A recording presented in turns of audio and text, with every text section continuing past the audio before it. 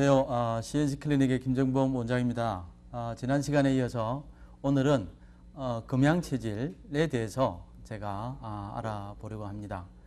특히 금양체질은 현대의 식사 패턴을 가지고는 많은 질병을 초래할 수 있고, 그래서 금양체질의 환자들이 지금 이 시대를 살아가기에는 참 힘든 그런 경우가 많습니다. 아마 도움이 많이 되시리라고 보고요. 금양체질은 우리가 장부 구조를 한번 살펴보면 폐가 제일 강하고요. 췌장, 심장, 그 다음에 신장, 간이 제일 약한 체질입니다. 그래서 앞전에 말씀드린 목양체질하고는 완전히 반대가 되는 체질이고요. 폐가 강하고 간이 약한 체질이어서 이 폐국과 강국을 중심으로 해서 돌아가는 체질인데, 이 체질에 대한 특성들에 대해서 자세하게 제가 좀 살펴보겠습니다. 금양체질은 신체에 있어서 오장육부 중에서 조금 전에 말씀드린 대로 제가 폐가 제일 강하고 간이 제일 약하다고 그랬고, 그래서 모든 질병의 상태는 약한 간이 약해지거나 아주 강한 폐가 너무 강해져서 다른 장부에 영향을 주어서 질병이 발생을 합니다.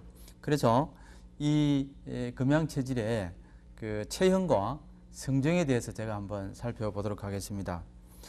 특별히 이 금양체질들은 뒷머리를 살펴보면 이 손의 부분이 좀 튀어나와 있습니다.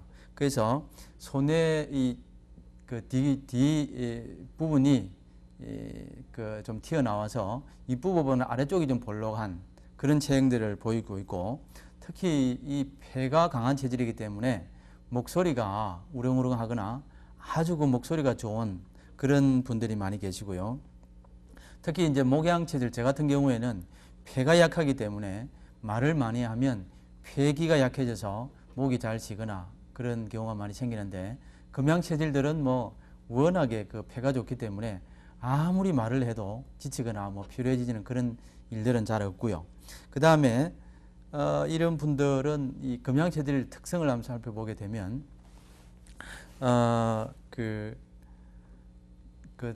이분들은 자기를 좀 이렇게 나타내는 걸 좀 싫어하고 아주 독창적이고 창의적인 이런 분들이 아주 많이 있습니다. 그리고 또 이런 분들을 감아보면 무슨 일이 잘 되면 자기가 잘 돼서 자기가 잘해서 그런 것처럼 얘기하고, 혹은 어떤 분들은 그러죠. 일이 잘 돼도 그냥 내가 잘해서 그렇다는 얘기를 잘 안 하는 경우도 간혹 있잖아요. 그런데 이런 분들은 금양체질 분들은 일을 잘 못 되면 남의 탓이고, 이런 경향이 이런 경향성을 가지고 있는 것도 우리가 볼 수가 있고요. 그래서 근데 이분들은 아주 창의력은 아주 뛰어난데 그 대신에 이게 추진력이 약간 부족하세요. 금양체질들은. 그래서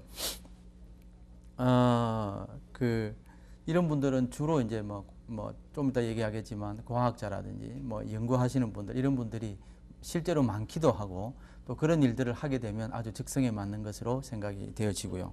그 다음에 이분들은 또 이 금양체질들은 주변 분들하고 잘 어울리지를 못해서 아주 비사교적인 분들이에요.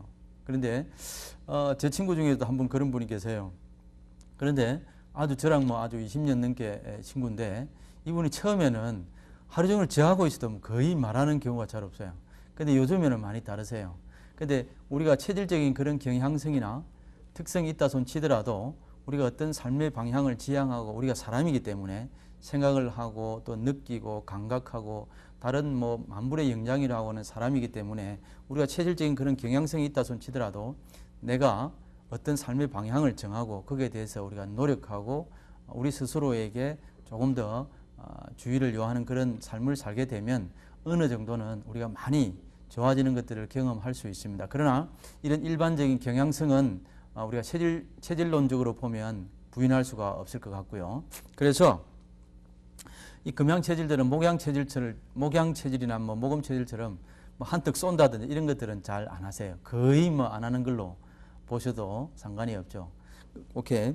그리고 이런 분들은 제가 조금 전에 말씀드린 대로 추진력이 약간 부족하다고 그랬는데, 생각하다가 90%의 가능성이 있고 10%가 약간 부족해도 오히려 그 10% 때문에 일은 뭐 잘 저지르지 못하는 그런 경우가 많고요.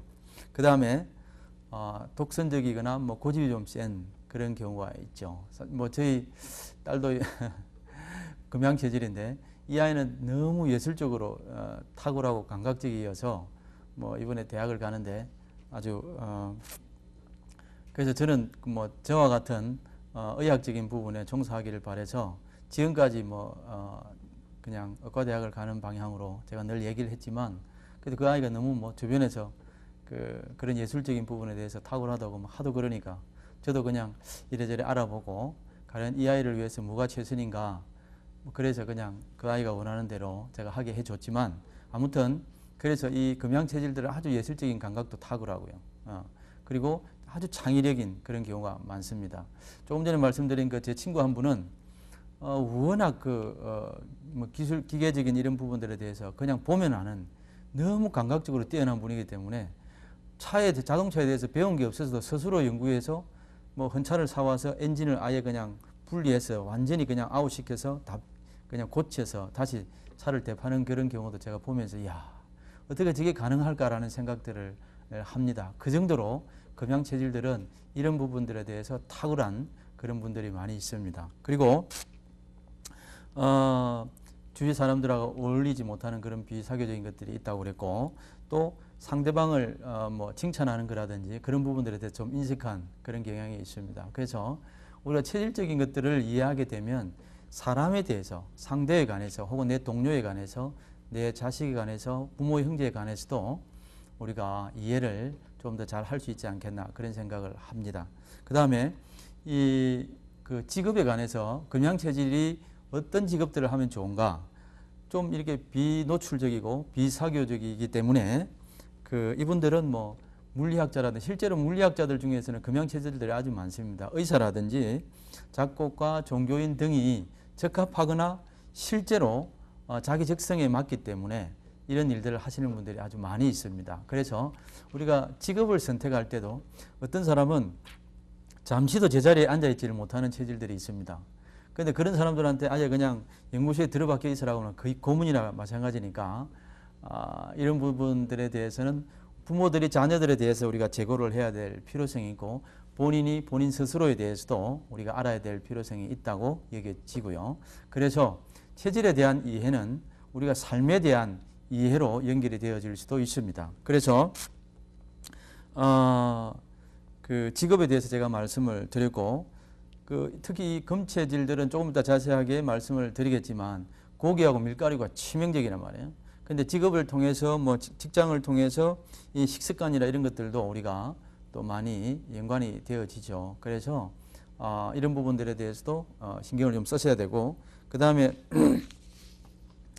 그 유전적인 성향에 대해서 살펴보게 되면 소아난疾병이 있습니다. 소아난疾병 중에서도 뭐 골수성 백혈병, 그 다음에 뭐 백혈구 감소증 혹은 재생불량성 빈혈이라든지 이런 경우가 있습니다. 아이들 중에서. 근데 이걸 뭐 우리가 소아난치성 질환들이라고 부르는데 이런 경우에는 주로 금양체질인 엄마와 금양체질인 아빠가 만났을 때 주로 이런 질환들이 생겨난다고 보고 있습니다. 그래서 실제로 우리가 결혼을 할 때는 우리가 이성에 대해서 끌려야 되지 않습니까? 그런데 체질이 같은 경우에는 거의 이성적으로 끌리는 게 좀 덜한 것 같아요. 체질이 다른 경우에는 우리가 뭐 그 사람들은 다 체질에 따라서 체취를 가지고 있습니다. 그러니까 체취라고 하는 거는 신체에서 풍기는 그런 냄새라고 그렇게 표현을 할 수 있는데 체질이 같은 사람들이 그 체취를 맡게 되면 아주 불편하거나 싫어하게 되는데 체질이 완전히 다른 사람들은 그것이 오히려 향기로 느껴지는 그런 경우도 있습니다. 실제로 제 주변 친구 중에는 이 두 부부가 너무 붙어 다녀서 특히 부인이 남편을 너무 붙어서 좋아하시는데 아마 그런 이유가 있는 것 같더라고. 그래서 그냥 내가 뭐 장난치느라고 떨어지라고 막 그렇게 얘기도 하고 하는데 아무튼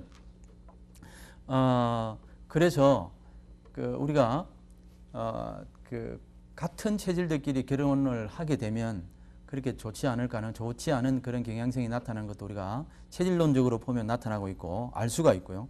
그 다음에 금양 체질이 결혼하게 되면 이세에 가보면 간질이 많이 발생을 한다거나 그런 경우가 많고, 또 둘 다 금양 체질인 경우에는 특히 아이들이 그 빈혈 환자들이 많이 발생을 합니다. 그래서 아무튼 우리가 결혼을 할 때도 체질론적으로 보게 되면 이건 아주 중요한 부분이라고 볼 수가 있고요. 그게 체질론이 곧 어쩌면 우리가 뭐 옛날 어른들이 사주나 뭐 이런 것들을 얘기를 하는데, 그게 사주라고 하는 것은 저는 통계로 이해를 하고 있거든요. 근데 어쨌든 우리가 서로 잘 맞을 수 있는 그런 통계학적으로 잡아낼 수 있다라고 생각이 되어집니다. 서로가 서로에게 잘 맞을 수 있는 것. 아무리 서로에게 맞추려고 노력을 해도 너무 거리가 멀어지면 서로가 최대한의 노력을 했다 손치더라도 여전히 거리가 있어서 서로 살아가는데 힘겨움을 느낄 수가 있고요. 그래서 우리가 서로에게 혹은 잘 맞는 체질적인 사람들과 만나서 어우러져서 결혼을 하는 것도 아주 좋지 않겠나 그런 생각을 합니다. 다음 시간에는 습생이라든지 혹은 좋은 음식과 나쁜 음식에 대해서, 특별히 금양 체질에 대해서 좀 더 자세하게 알아보려고 하고요. 아토피, 우리가 진짜로 나타나는 아토피 체질은 금양 체질에서만 거의 옵니다. 다른 질환 체질에서도 아토피와 같은 유사한 것들이 올 수 있지만 진성 아토피는 금양 체질에서만 나타나기 때문에 그런 부분에 관해서 다음 시간에 자세하게 언급을 좀 하겠습니다. 저는 다음 주 이 시간에 다시 뵙도록 하겠습니다. 여러분 안녕히 계십시오.